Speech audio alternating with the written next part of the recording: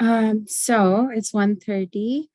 Good afternoon, everyone. Welcome to the 2022 Oregon Active Transportation Summit. My name is Anuksha Gardner, and my pronouns are she, her, and I'm the Strategic Partnership Manager at the Street Trust. Welcome to this presentation, Enhancing Active Transportation and Safety through ODOT Maintenance Projects. And the second one is Shaping the Future of Automated Mobility, Lessons Learned from Piloting Sidewalk Delivery Robots. Some housekeeping notes. You can type your questions in the chat or use the raise hand tool, both found at the bottom of your screen.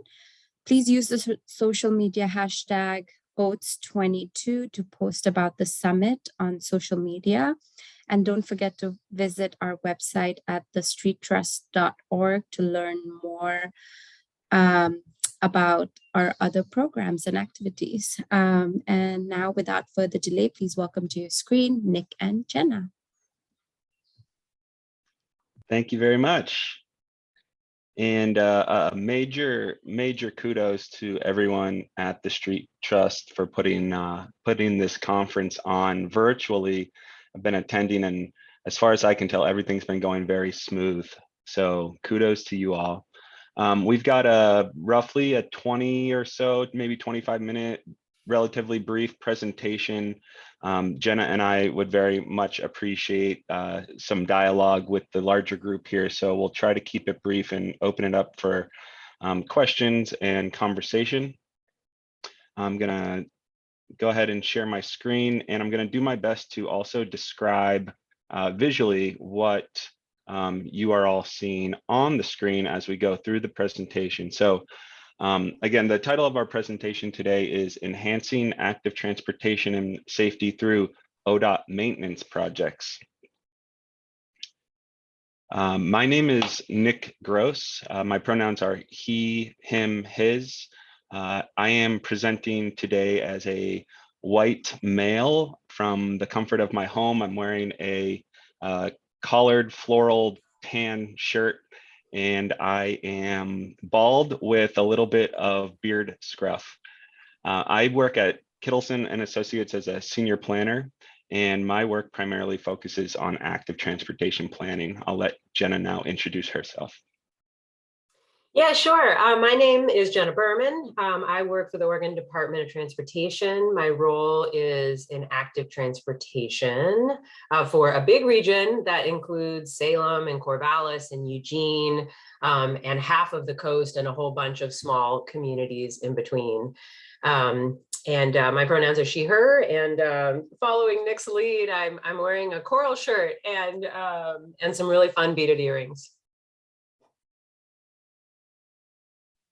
Great.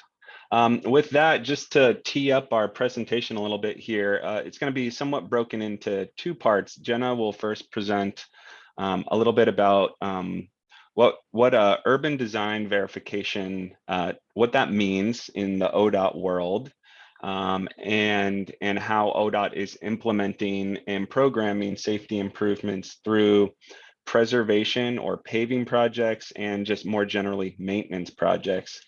And then I'll be presenting a follow-up to that on one of the early sort of pilots of that approach that Jenna and I worked on last year in the city of McMinnville. So with that, I'll turn it back over to Jenna and take down the screen share. Thanks. Thanks. So I did prepare slides for folks, a couple of slides that show the words that I'm going to say right now, but I decided I didn't actually want to use them because I miss talking to people and seeing you all in person, and I thought this would feel a little more fun, and I saved all the sexy pictures for Nick as part of the presentation. So real quick, I just wanted to give an overview. If any of you were in the last presentation that one of the sessions that we had, or Ken Chonkwala was presenting, you'll know that there's several of us here at the Oregon Department of Transportation that are really working on finding solutions for what some of us have come to call this sort of planning to project gap. So we have long range plans. Many of you might be familiar with transportation system plans, and they tend to be kind of broad in nature. They'll have whole lists of project ideas for improving biking and walking, which is awesome. But then it won't tell us exactly where the crossing should be, or maybe what the bike facility design should be. And then a maintenance project might come through to fix ADA ramps or to fix paving. And what we tend to want to do in our world these days, where most of our projects are maintenance projects, that's where most of our funding has been going, is to try and leverage those projects to add other enhancements. And that planning, that gap from planning to project delivery is what we call it, right? That space in between where we don't know exactly where the crossing should be and exactly what the bike lane or bike facility should look like. That's the gap that we're trying to fill. So a lot of us have been talking about different things, and then Ken, who presented in a recent session, and others at ODOT were really involved in developing what we're calling the urban design verification, which sounds really wordy. But what that is just filling in that gap and that space in between. And so what we did was we made a whole list of communities in our region that had high risks and concerns around bike ped crashes, and things like had a lot of ramps that needed to be fixed, or had poor pavement that needed to be fixed, and would probably have a maintenance project coming. And McMinnville was one of those communities. And then we did a project, which Nick will talk to you about, to try to find those real world solutions to potentially attach to a future maintenance project.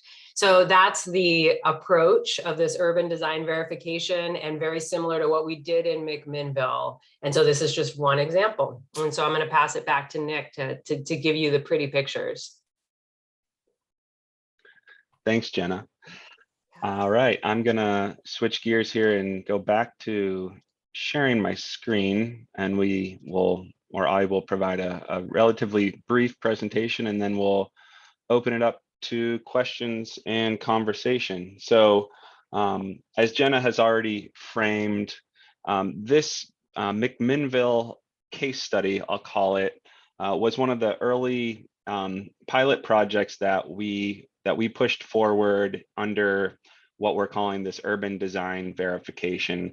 And again, the objective is really to get in front of a resurfacing project, an ADA upgrade project that might already be on the books or is planned to be implemented in the relative near term, and then identify what I'll just call low-hanging fruit of safety improvements. So in addition to upgrading the ramps, are there opportunities for curb extensions? Or if you're repaving the road, why repave it the same way that it is today? Why not re-examine the cross section and look for opportunities to potentially narrow the lanes and fit in a bicycle facility?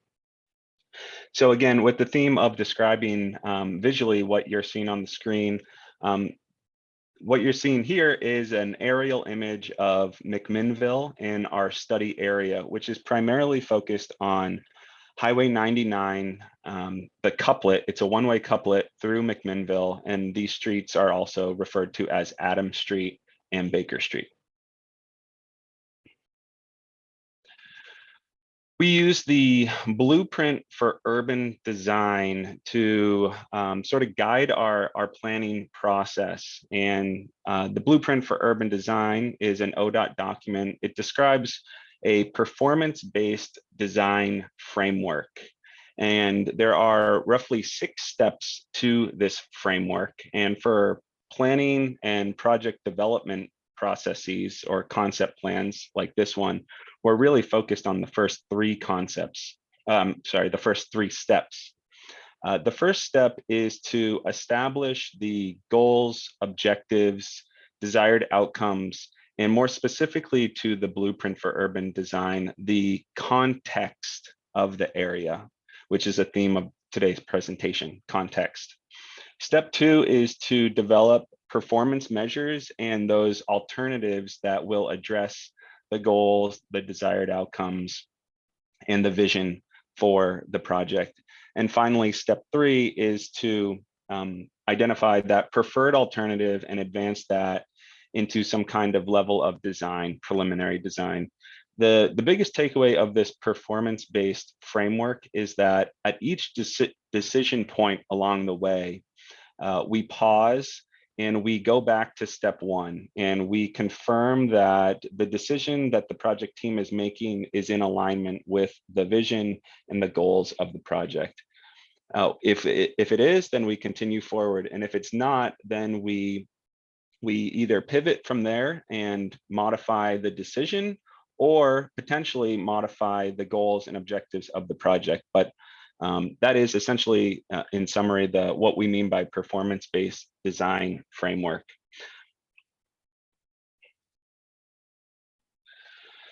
So in the theme of context, the two photographs you'll see here are on the left side of the screen, Adams Street, and on the right is Baker Street. They look somewhat similar. And to describe a little bit more of that context, what we mean by the look and feel and operations of the roadway. Both of these corridors, both of these streets have 2 travel lanes with parking on both sides. They also have sidewalks on both sides of the road, but they are relatively narrow. Sometimes there's utility poles or obstructions in the sidewalk, and there is no landscape buffer or any type of buffer between the sidewalk and the travelway. There are no bicycle facilities on Adams or Baker Street. The zoning, so now behind the curb, behind the sidewalk, the zoning is relatively commercial. It's sort of one to 2 story developments. There is off-street parking as well, surface lots that service this commercial zoning. And then building orientation typically faces those surface lots and surprisingly doesn't always face the roadway. And lastly, these block sizes are roughly medium to large size. So these are all the sort of context features that are helping us inform the selection of a urban context, which is something that the blueprint for urban design outlines further. So now having a general sense of the context of our study area, the blueprint for urban design identifies 6 contexts. And now knowing a little bit about the context of McMinnville and our study area, our project team identified 2 contexts for our project area. The first is a traditional downtown central business district context, and the second is a urban mixed context. By identifying these contexts, we then are sort of shepherded along down these avenues of guidance, design, facilities, and other information that will help us inform the facilities that we want based on the context of the roadway. Now I'm going to shift gears a little bit to our existing conditions and future needs analysis, and I'm going to make this relatively brief. On the left side of your screen here, you're looking at an activity heat map, which is pulling data, this specifically from Strava. I think a lot of people are familiar with Strava, and I've already heard it referenced once earlier today in a presentation. But more generally, we're looking at where are people walking today? Where are people biking today? Why aren't people biking or walking on certain roadways? Are there barriers? Are there perceived safety issues or lived safety issues? And then on the right side of your screen, we've got essential destinations. Again, thinking about where are people traveling today? Where are the transit stops? Where are the grocery stores, the library, health clinics, things like that. And for this example, we're just showing 2, but we also looked at a number of other data points, crash history, risk factors along the roadway, existing and planned facilities, as well as gaps and deficiencies in the highway system, as well as the adjacent local system. And then for the question of, well, who is this facility going to serve? I think a lot of people are familiar with this concept of the 4 types of cyclists. We are planning and designing for the largest group, which is almost always the interested but concerned. This group typically makes up around 50 to 60, maybe even 70% of the population. And we know that the interested but concerned are really only going to be comfortable using a facility if it's a low stress facility. That means it's separated from the travel way, potentially with some horizontal or vertical separation. And it's really that all ages and abilities facility type. So now into some of the concepts that we developed to address the needs of the corridor. It's important to note, again, thinking of this project being implemented as a pavement project or ADA project, we assume that the curbs would stay where they are today. So we're really looking at alternatives that would be implemented between the existing curbs. The first concept that you see here, it's an image of a two-way separated bicycle facility or cycle track on one side of the road. This image is showing Adams Street. This is a rendering of Adams Street. It is showing vertical separation with flex posts or candlesticks between the separated bike lane and the travel way. And in order to fit this facility on Adams Street, it would require the removal of parking. And it's probably also worth noting that with concept one, this two-way facility would just be on Adams Street and there would be no change to Baker Street.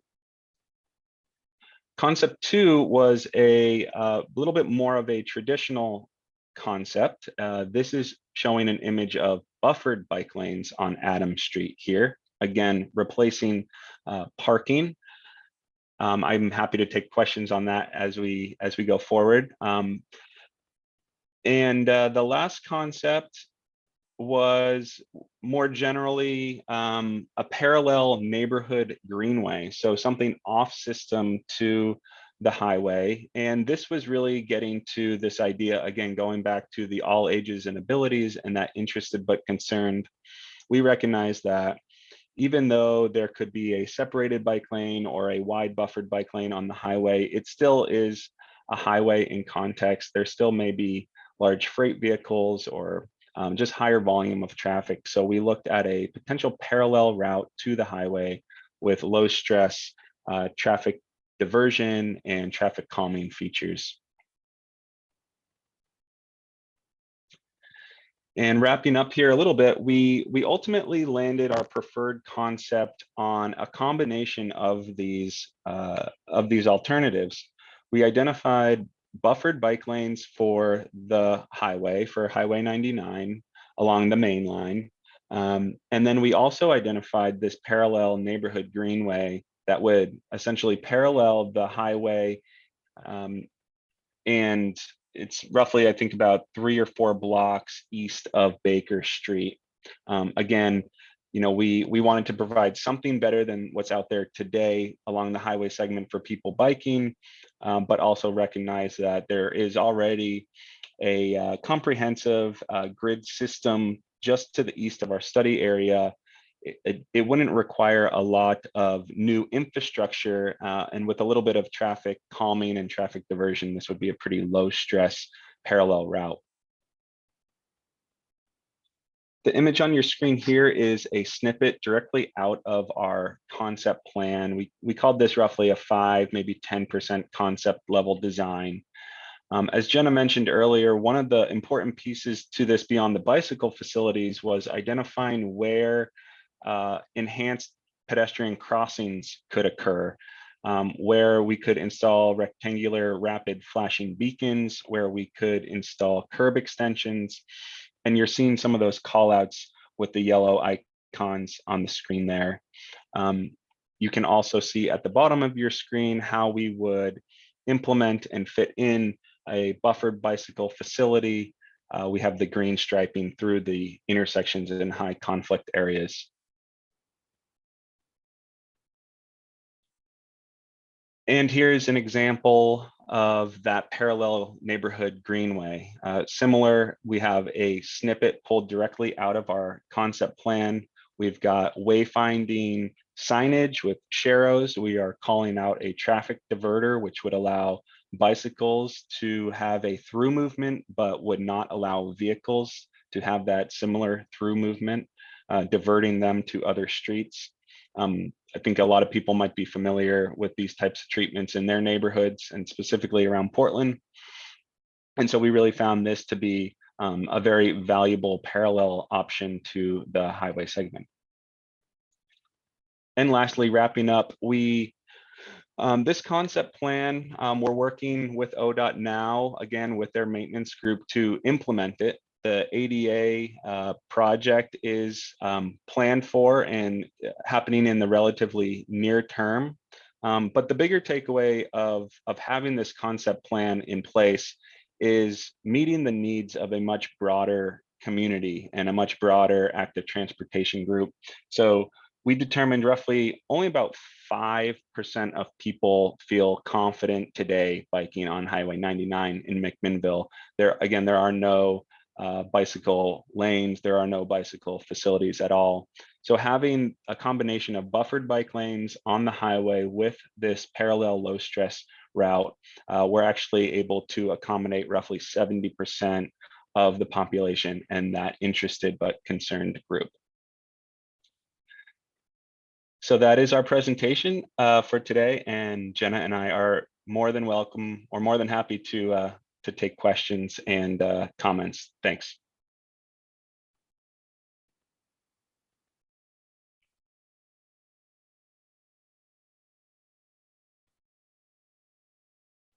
You can either type your questions in the chat or just unmute yourself and ask those questions if you have any.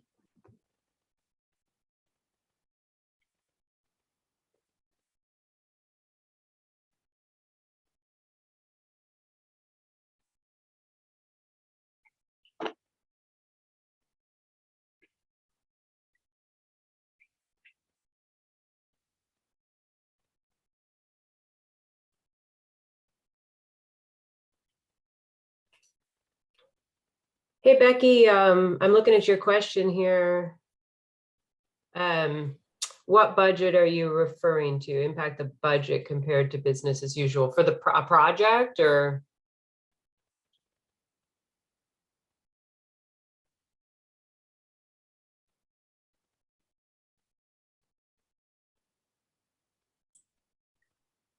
Oh, okay. So for the so the question is how did this work impact the budget compared to business as usual? So for a project budget, so we don't actually have, so I meant to actually mention that in the intro. That's a really good question. So the way we were funding this kind of study to do in this gap that I described earlier is through planning funds. So we did use planning dollars, ultimately federally funded dollars. The same types of monies that we use for a transportation system plan to do this added sort of advanced planning or 2.0 or concept development work. And then when the project comes along, we will still need to find bike ped funding to add on to that. And so I have some ideas in mind, in my head, of where that funding would come from the agency. But of course, the funding landscape does change quite a bit. But I have a plan for now. So it took some extra planning funds ahead of the project. And then once a project gets funded and started and scheduled at ODOT, my hope is to add bike ped funds to it to marry the two together. Hopefully that helps. Yeah, maybe it's just easier to ask as well. So so it's, and I haven't just tracked very much with ODOT. So I'm guessing that they don't fund complete streets or include walk, bike, and vehicles, automobiles in all of their projects. The priority still is on vehicle projects, and bike ped has to have its own pot of money. No, that's a complicated question. I think there's a lot of history there. I'll try and be short, but it's changing. I think historically, yes, that has been the focus, but it is changing. ODOT does still have The same as all of our local jurisdictions, the 1% requirement from the Bike Bill of 1971 that says you have to do a minimum of 1% for bikeways and walkways. But for a project like our ADA projects that are a single function project, they're not redoing the whole roadway. They don't necessarily have to do these other types of enhancements. So that's when we're looking for additional bicycle and pedestrian specific funding to attach to that project. There's another question. Is the city planning on doing a follow-up assessment of users after the facilities are installed? Mm. And Leah says she really liked that user graph. Yeah, thanks for the question. I don't know the answer specifically if the city is going to be doing some kind of counts or assessment afterwards, but I do know that the city is planning to do a TSP update this year. So I think that could certainly be something that they look into, some kind of a monitoring or performance measure to assess sort of outcomes of these types of improvements. And I will just add that the city was really engaged along the way. That was one of the, when I talk about which communities were kind of targeting first for this, there's a lot of different things to look at, but one of them was that they're eager and receptive and want to see these types of improvements in their community. So they've reached out to ODOT a lot over the years, asking for things like bulb outs and pedestrian improvements and safety improvements. And so they were involved on our advisory committee the whole way as well. So and we had a liaison with their city council for one of our committees as well. So anyway, so my hope is that they'll be pretty eager to track how well these things are doing once we get them out there.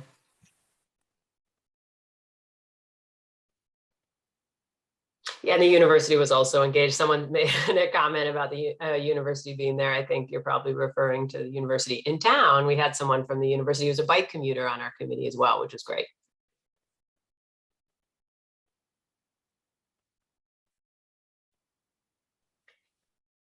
I think we should move on to make sure Amanda has enough time. But if anyone thinks of a question, we might have a couple more minutes at the end, or feel free to just put it in the chat. Yeah, thank you, Jenna and Nick. Amanda, you can share screen. Great, thank you, Anushka and Jenna and Nick. I'm going to go ahead and get this rolling, share screen. Okay. Are you all able to see my screen? Awesome, great. I'm Amanda Howell. I am a researcher with the Urbanism X Center at the University of Oregon. I use she, her pronouns. I am based in Portland, not in Eugene, just so you all know, that's where I'm currently sitting. I'm in my home in Portland. And I'm really excited to be here with you all. I know that this is the Oregon Active Transportation Summit, and I do want to state right off the bat that the pilots and work that I'm talking about none of these took place in Oregon.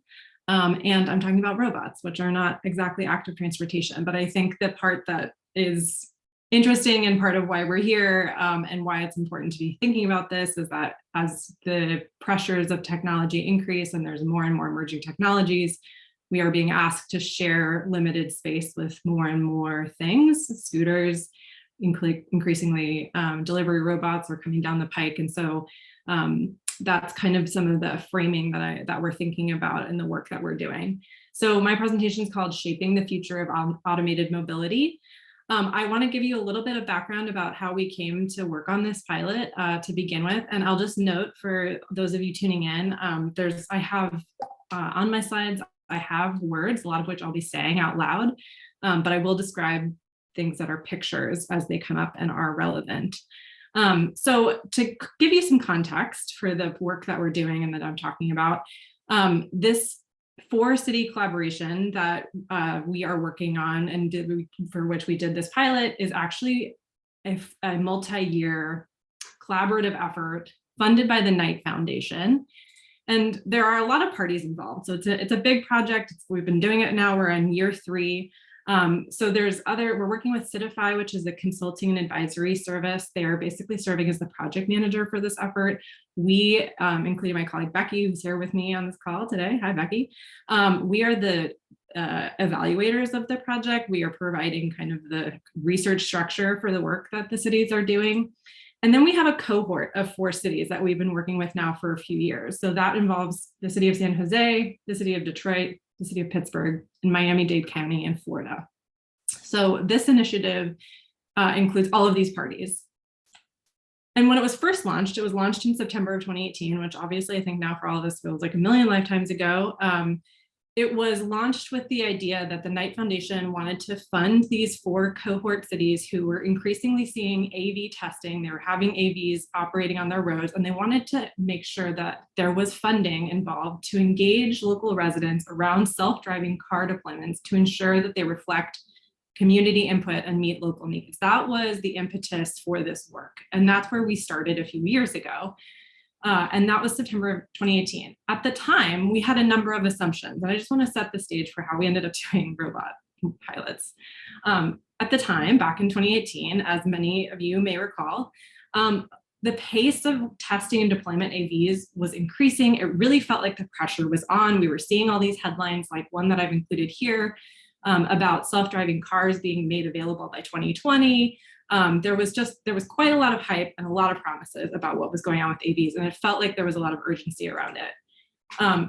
We also were talking a lot about the issues around that AVs have the potential to exacerbate existing inequities, and we needed to get out in front of that if we don't think about how they're deployed, they will be used in the same way and provide more opportunities for people who already have many opportunities.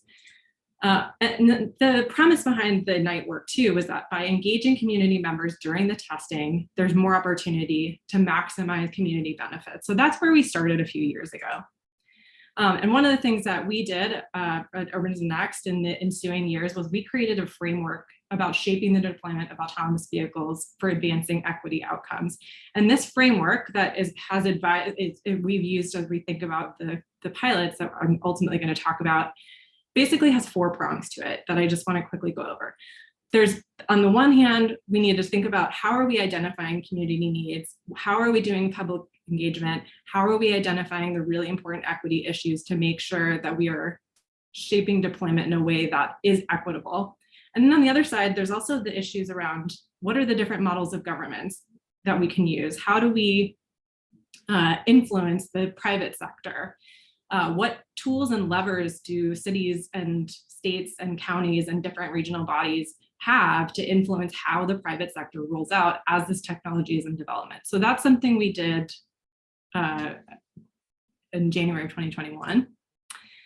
But then since what's changed since then and how we sort of ended up where we are today is that, the pace of technology is advancing much more slowly than maybe some of us could have anticipated that technology was not advancing as quickly, but certainly the way that the media was talking about it and what the companies were promising, it was not there. The technology was not there.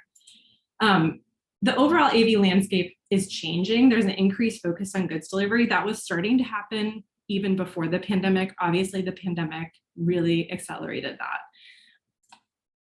And then also, one of the things that we have started to see is that there's a lack of city influence over standard of AV testing and increasing preemption at the state level around AV. So there's a patchwork of AV regulations, and we were increasingly also in the last couple of years starting to see this happen with personal delivery devices as well, or sidewalk robots. So that is how we ended up. This is what we did. So the Knight Foundation knew we needed to do some testing. We wanted to get some wheels on the ground to better understand the technology and allow people the opportunity to engage and see technology up close. Because one of the other things that we discovered early on with this work is that it's really hard for people to talk about to ask questions and have a discussion around a technology that is so far away from our minds that it does not feel tangible. So just trying to talk about what some of these things look like without the opportunity to really touch and feel them. We're not yielding the kinds of conversations and getting to the places that we want to get.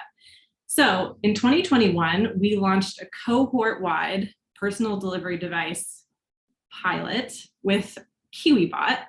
And we did 3 to 6 month pilots in all 4 places. There were a maximum of 10 robots per cohort city. So there were not very many. And we tried basically a bunch of different use cases across these 4 locales. We tried partnering with local restaurants. In Pittsburgh, they tried a partnership with Wilson's Pharmacy. In San Jose, we did a partnership with a nonprofit called Veggielution that delivers veggie boxes to people at their homes. So we were kind of trying out a bunch of different use cases with this tech to understand, where is it at? What are the possibilities? What are the ways that this technology could be used for public benefit and not necessarily just for, another way to potentially get delivery from Starbucks or something where there's already a lot of opportunity. And so the photo you're seeing here is, this is Bobcat Bonnie's. This is a restaurant in Detroit, in the Corktown neighborhood. And in front of the restaurant, there's a small little delivery robot that's basically the size of, I would say, a very small cooler. And it has a little flag that it sticks up off the back of it. So that is a way of trying to call attention to the fact that it exists. And we had 4 key objectives for this work that I want to talk through quickly, and then I want to tell you kind of what we've learned so far.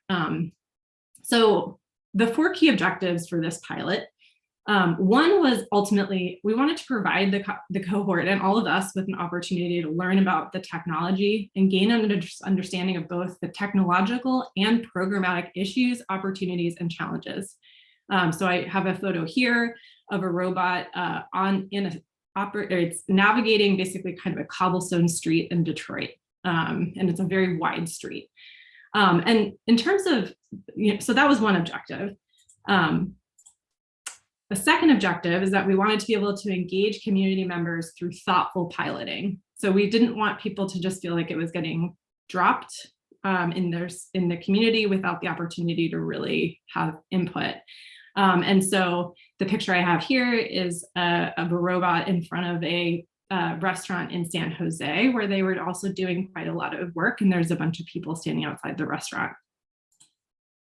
Thirdly, we wanted to really work and identify the levers that cities have to proactively try and shape this technology rather than reactively. So what ways can cities influence the private sector? So that was, we're asking a lot of this one pilot. We're going to try and do it all.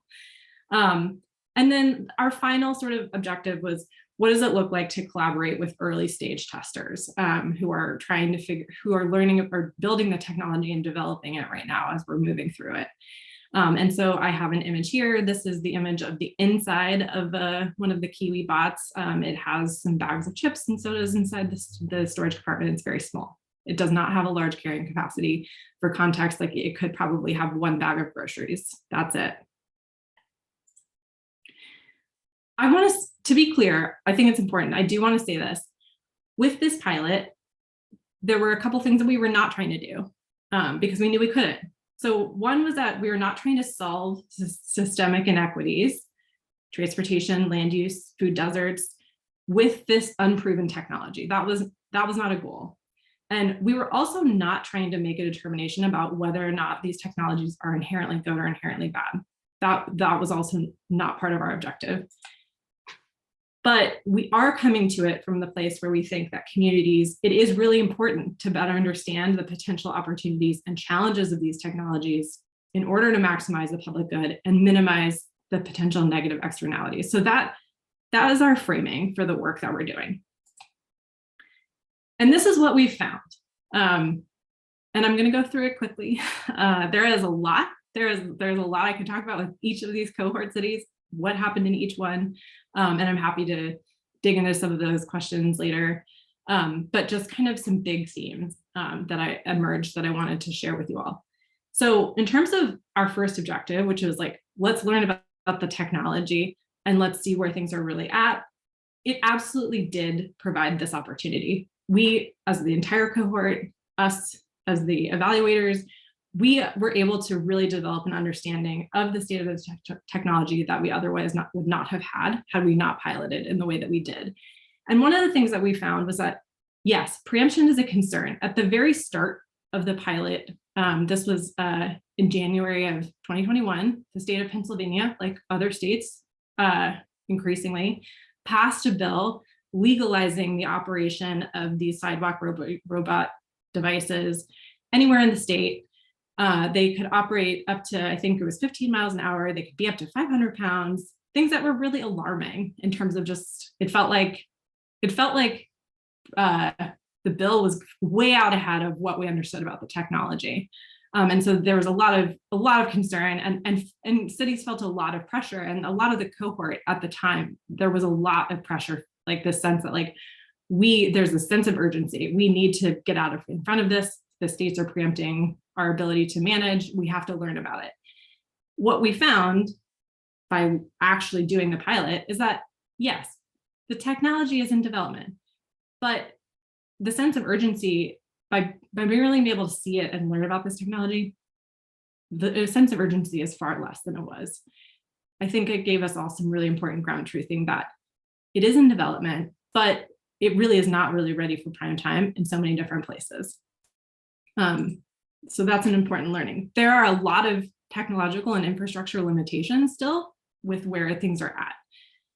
And one of the things was that early on, like the city of San Jose, for instance, was thinking at the end of this pilot, they were going to be ready, they needed to be able to have a permit process in place at the end of the pilot, thinking that sidewalk delivery robots, companies were really going to be pushing for this. What we found was, no, we're not there yet. What we actually need to do is continue to do more testing and piloting because this technology is still so nascent. And a couple of the technological things that we found were, the robots. This is a picture of the robot trying to cross Michigan Avenue in Detroit. Michigan Avenue is a very wide road. We have roads like that here in Portland and in Oregon. It struggled to get across the street in the time frame that of the walk signal. And I think that raises important questions. I mean, technology aside, this is a small robot moving relatively slowly. If it's having problems getting safely across the street, probably other people are too. So it kind of is elevating some of those issues, but is it solving that? No. And did we not maybe already know that?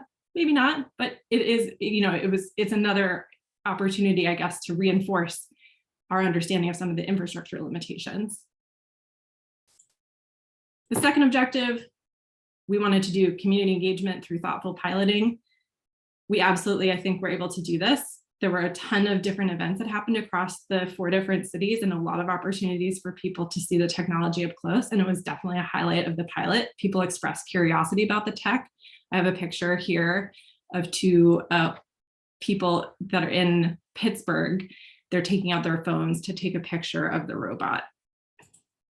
However, I do think it's really important to say the actual deliveries, so we tried partnering with all these different businesses and use cases. Deliveries were really limited. And I could go, that could be a whole other presentation about like why it was really hard to do deliveries with sidewalk delivery robots.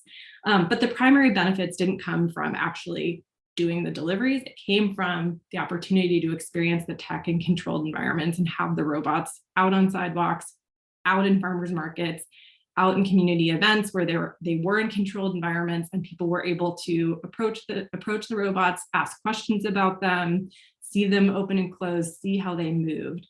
And that was really beneficial.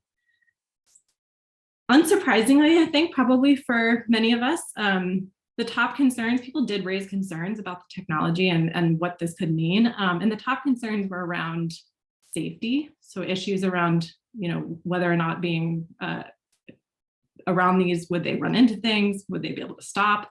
What does it mean to share the sidewalk with something like this? Being around 1 is fine. What does it mean to be around 10? So there were questions around that. Privacy was also another major question that was raised about, what information are they collecting? How is that information being stored? Who has access to it?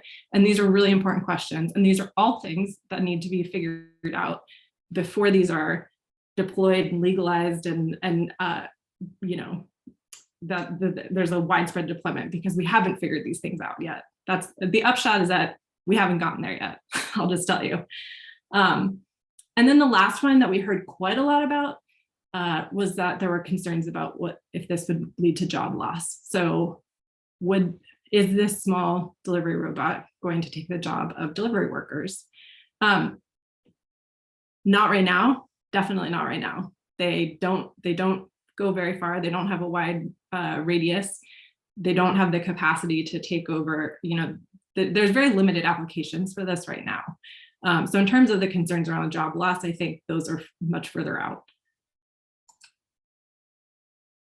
Third objective was trying to identify tools and levers that cities have to influence the private sector.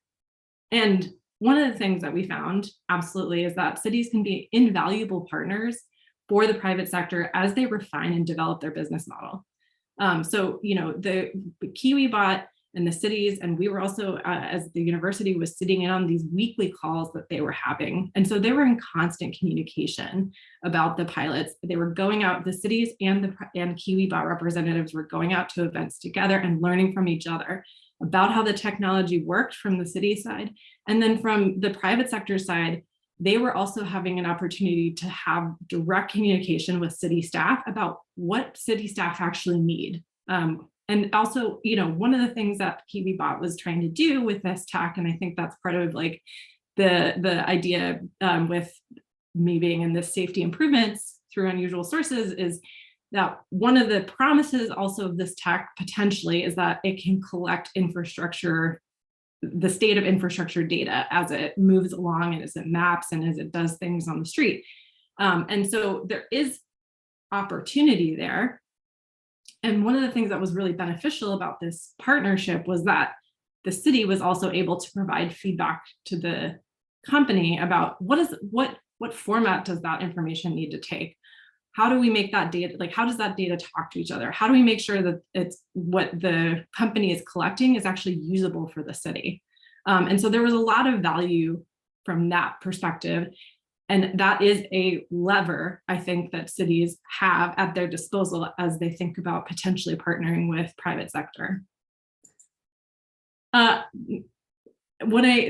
we did find, and I think this might be no surprise for many, is that, especially in this case, cities have a lot more leverage over sidewalks than they do streets. And with that, I mean, obviously many cities have jurisdiction over their streets, but in terms of what they can and cannot say and where things can and cannot go, in the same way with scooters, they have a lot more leverage with things that are traveling on the sidewalk than they do on the street. And so that's also part of what made this partnership more accessible than necessarily partnering with like an AV company that's running AVs on the road, is that by working with the technology and a company that was trying to deploy something on the sidewalk, there was already kind of a lot more value proposition built into this pilot in terms of that collaboration and the willingness to come to the table. And so I just think that's an important thing to note. The other thing I think is really important to note, especially for this crowd, and as we talk about, active transportation and encouraging use of, encouraging safe space for pedestrians and cyclists, is that one of the things that we were talking about with this pilot is that, we want to make sure that robots, if there's sidewalk delivery robots, if they're deployed, that they don't just serve the high-end neighborhoods, the areas where it's really easy to access. We want to make sure that ultimately, if this is going to be, if the part of what making this technology equitably deployed is that they have to be able to serve all neighborhoods. And in this case, the cities, we were providing grant support to KiwiBot. And so we had KiwiBot go out into different neighborhoods that they may not have otherwise mapped or gone to on their own because of this partnership. Unfortunately, part of what comes from that, though, is that even in the case where the cities were providing this grant support to private sector companies to ensure that they were to serve all neighborhoods, the supportive infrastructure does not exist in all places. And so the two pictures that I have here are from the city of Pittsburgh. This is the Garfield neighborhood. KiwiBot went to try and map the sidewalks in the areas to see about providing service there. And the state of the infrastructure was so bad that they just would not be able to serve. And so I have a picture of a van that's parked up on the sidewalk. And then I also have a picture of a KiwiBot trying to navigate kind of a narrow sidewalk where there's a lot of overgrown vegetation and other obstructions. And so it just could not serve that area, even with the city and the company working together to try and say, we want to serve everyone. And I think we've seen that here in Portland too, to some extent with like the deployment of e-scooters. You know, we've said we want e-scooters to serve all parts of Portland, but there are a lot of places where there are not sidewalks or safe bicycling infrastructure. And so, you know, those two things we have to meet in the middle, I think. And then lastly, our final objective, working with an early stage tester. So there are benefits and challenges to working with early stage testers. KiwiBot was a really willing collaborator, and they were up for trying different use cases when others were less receptive. And so that was huge. We were able to learn and try things that we would not have otherwise been able to do. However, there are challenges with working with someone, a startup that is that startup-y. Their business model is still in flux, and their data collection capabilities are still in development. So the data reliability and accuracy are concerns. And I think that was something that, you know, there's a lot of excitement, a lot of promise early on about, oh, what's the state of the, you know, the opportunity for these robots to go out and collect like really important state of the infrastructure and provide that information back to cities that could be really beneficial. Unfortunately, in this experience, it felt like, well, the technology is not quite there yet. That's not where we're at. But maybe we're going to get there, but that's not where we are. So that is a kind of a really high level summary of a lot of work across 4 different cities. And I didn't want to, it was hard to go into a ton of details about each one of them. I'm happy to answer questions, but I also I do want to note, we are working on a final report about the pilots that should be forthcoming in June, and I can drop some links in the chat here, but I have a short form for you to fill out if you're interested in being added to our mailing list so that you get that when it comes out. We do have a Medium site for this project. It is ongoing. We're working on it for another 1.5 years, so we'll have more to share. And also I'm happy to connect via email. And again, my name is Amanda Howell. Thanks so much for tuning in. I'm going to stop sharing. I can drop some links in the chat. Okay, thank you, Amanda. If you have questions, please type them in the chat or unmute yourself and ask Amanda, or if you have questions for Jenna and Nick, you can ask them now too.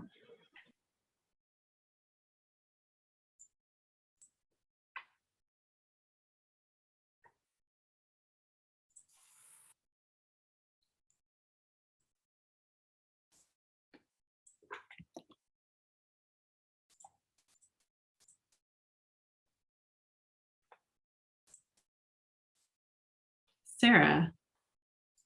Thanks for that great presentation. It's really interesting to see what you learned. I'm curious if you were able to engage any pedestrian like advisory groups or bodies in this work. I know at the City of Portland that we've talked a little bit about what would it mean for our community advisory bodies to engage in some of this shared space and you know, these innovations. What were your thoughts on that as you went into this project? Yeah, absolutely. So the cities all did sort of different types of engagement. The city of Pittsburgh has an advisory committee, an AV advisory committee that they were working with. That AV advisory committee has representatives from pedestrian advocacy committees that sit on that. And so they worked with that organization, and then they also worked with a local nonprofit, not specifically for pedestrians, but for the neighborhood that also intersected with some pedestrian advocacy groups. And then in San Jose specifically, the woman who was running the pilot on the San Jose side, she did quite a lot of engagement early on and went out and worked and spoke with pedestrian advocacy groups. She also worked, there was a class, sorry, it's very complicated, but there was a class at San Jose State with master's students who also did their own stakeholder interviews and spoke with a variety of different advocacy organizations, including the San Jose chapter of the Federation of the Blind, and some other pedestrian and bicycle advocacy groups. So I think it's absolutely critical to be engaging those organizations. And we are hoping to continue to do more of that as the initiative continues through this work. So yes, it was happening, not necessarily in the same way across all 4 cities, but 2 definitely we're working with them, and I think it's critical.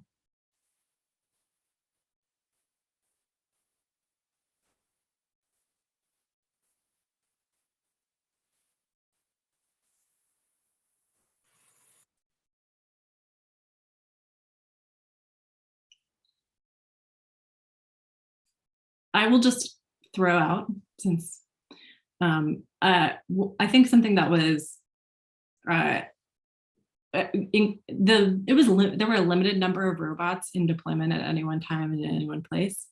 That being said, in the course of the pilot, we did not have any issues arise with, there were no safety issues that arose, or issues where people were not able to move around the robot.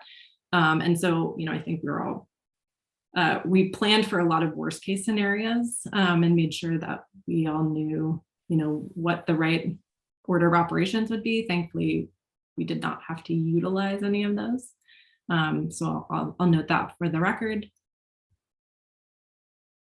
And that being said, I will say I saw one in person last week at an actual Kiwi bot, and they are. I don't know how many of you all have seen them around Corvallis. I know that there are some in deployment in Oregon. It does feel like they move a little like jerky, so sometimes it is kind of hard to know exactly how they're going to respond. Just sharing thoughts for the record. Okay, this is it, guys. Any insider baseball questions while you got us? It's a small group. Could get personal. Yes, you have 4 minutes. Please ask your questions or engage in a discussion.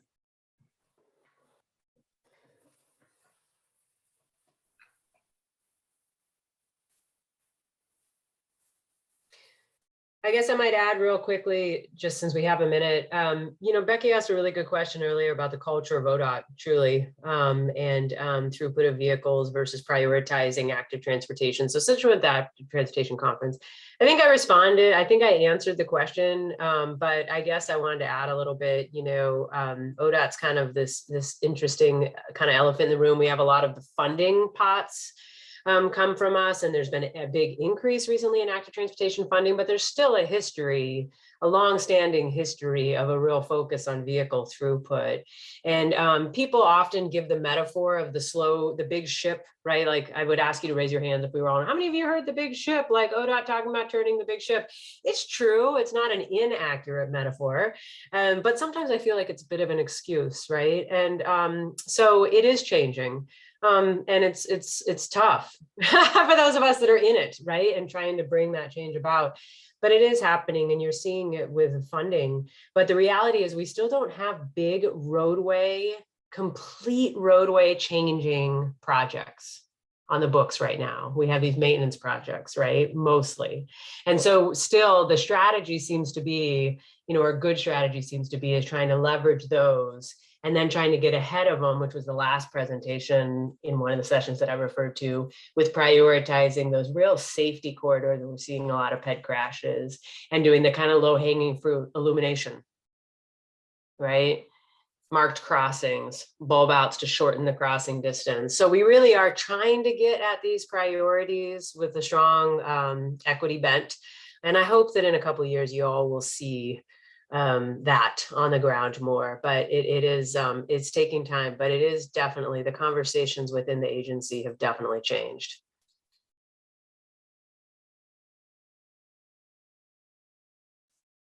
Just thought I'd make a plug, trying to end on a positive note. Appreciate that. I think that's good.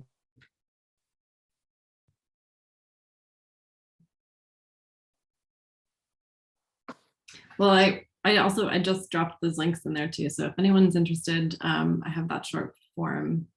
I will share a more detailed report.